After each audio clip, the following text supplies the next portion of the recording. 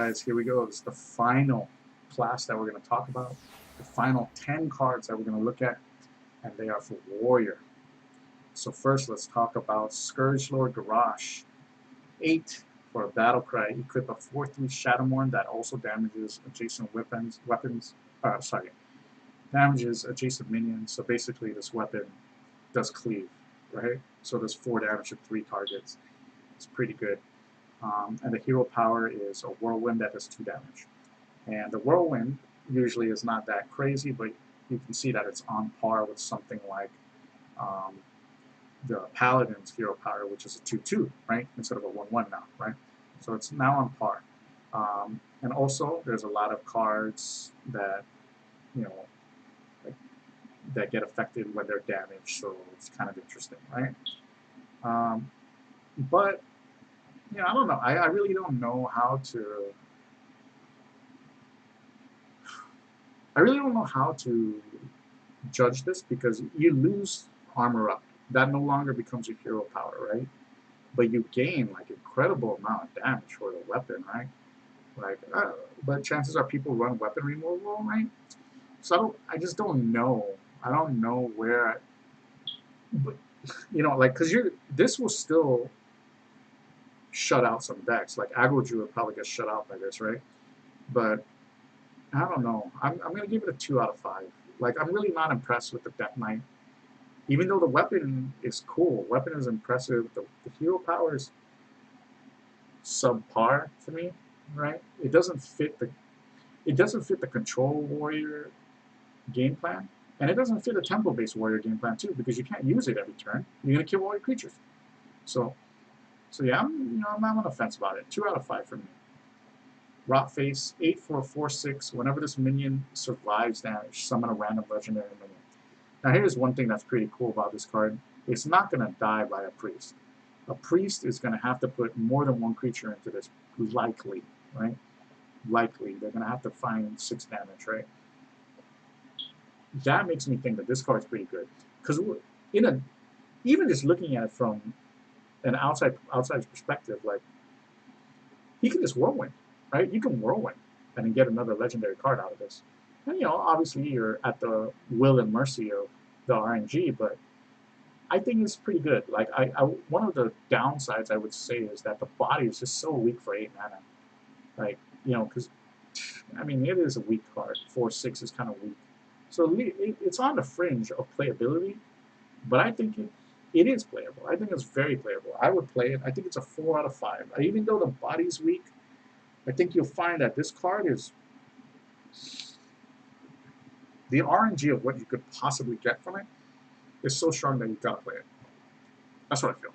Because the minion is summoned, you know what I mean? It's not like Sindragosa where this goes to your hand and you get later value to play. This is the RNG's on there. It's on the board. It's worth it. 4 out of 5.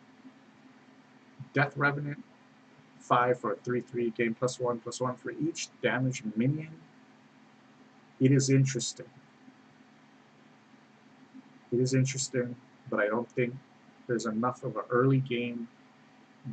Man, I don't really know because Valkyr, Soul Claimer is a card. I don't know. Fringe playability, but I don't think it has the cards to support it at a stat level that's going to be good enough. Because you'd have to damage 2 minions, not kill, damage 2 minions for it to really have the value.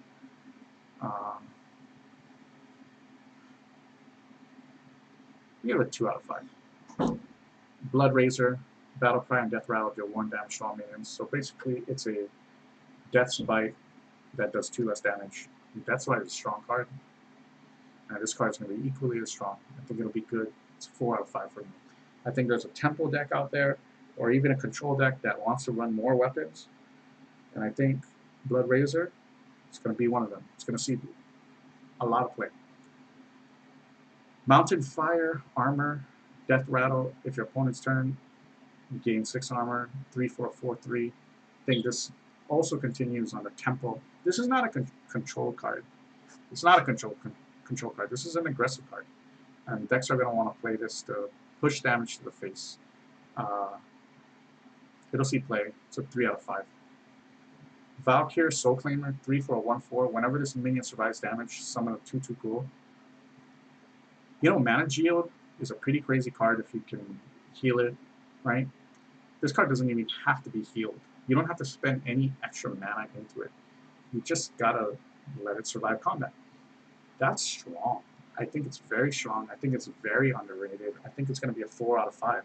Like you see already, there's a bunch of Whirlwind things that support it and that already support other cards as well. Like, I think that's a strong synergy. I think there's a new deck that can be brewed. I think it's a strong card. Valkyr, Soul Claimer, yeah, 4 out of 5. I like it. Bring it on 2 for gain 10 armor, reduce the cost of minions in your opponent's hand by 2. Now, 10 armor is a lot, right? That value is probably 6 or 4 to 6 mana worth of value. Reduce the cost of minions in your opponent's hand by 2? That's ridiculous, okay? Like, in the early game, you don't want to do this, right? Because chances are, your opponent has a bunch of cheaper stuff that he can play, and now he's able to play all that shit. And if you do it in the late game, you make this bigger drop playable, like, and which is kind of negligible, right? So it may be okay in that regard because you can get 10 armor and then shield slam something. So there is fringe playability, and also you can bait early game. Like you play this on turn 3 or turn 4. Your opponent thinks, ooh, I want to play creatures because they're cheaper, but I'm worried about brawl. And then, maybe you do or maybe you don't have brawl. I really think that this may work better like in a control list where you have the double brawl, you have whirlwinds, you have sleep with the fishes, and then you have shield slam, right? Because this really brings back shield slam. Who cares if your opponent plays a cheaper card? Like sometimes you just need the removal, and sometimes you need 10 armor to do it. So could see play in control. I'm gonna go 3 of 5. I don't think it's too bad. I think it's gonna see play, but I don't think it's broken. Dead Man's Hand. 2, shuffle a copy of your hand into your deck. I think it's interesting. A lot of people say that they don't like effects like this because you're not ever going to draw all those cards, and that's true. But drawing multiple copies of very good cards is usually very good. I think it's a lot better than people think. Like how we're talking about Archbishop Benedictus kind of sucks because you're going to fill your deck with a bunch of cards from another class, and the archetype you're not playing doesn't help your endgame. That's slightly true, but it's not true with Control Warrior. If you give yourself more Control Warrior tools, whether they're early game tools or whether you cast it later in the game when you're holding on to a bunch of value, that's going to be good. I think the card's getting a lot of hate, but I think it's a 4 out of 5. I think it's actually going to be pretty good. It's a good answer for those late game control decks. Forge of Souls, draw 2 weapons from your deck for 2 mana. Gosh, a lot of people are this is so polarizing, right? Some people like this. Shit, I don't know. I think it's crazy. I think it's good. I think it's good. I'm going to give it a 3 out of 5, even because it's not going to fit in every deck, right? Maybe one copy, right? But I think there's, weapons are such a big part of success with Warrior. Like, I think this certainly sees play. Maybe not in Pirate Warrior, but in a lot of the slower decks, control decks, as well as maybe not Quest deck, right? Like, that's a thing. We'll talk about it in a little bit, but maybe like a tempo deck, I think that's going to be very powerful. So I'm going to give it a 3 out of 5, and I wouldn't expect if it actually was a 4 out of 5. Animated Berserker, the final card reviewing, 1 for a 1/3, which is okay, it's Cleric. After you play a minion, deal 1 damage to it. I think it fits well with the theme, with the synergy of a lot of the cards here. Just the whirlwind effect tagged onto a bunch of cards, or cards that take advantage of that whirlwind effect, right? So I like that. I don't know if it's good enough of a 1-drop. So for me, 2 out of 5. Like, it's not that the stats are lacking. It's just I really don't know. I wouldn't be surprised if it's better, right? But it seems pretty good. 1, 1, 3 on 1 are usually pretty strong cards.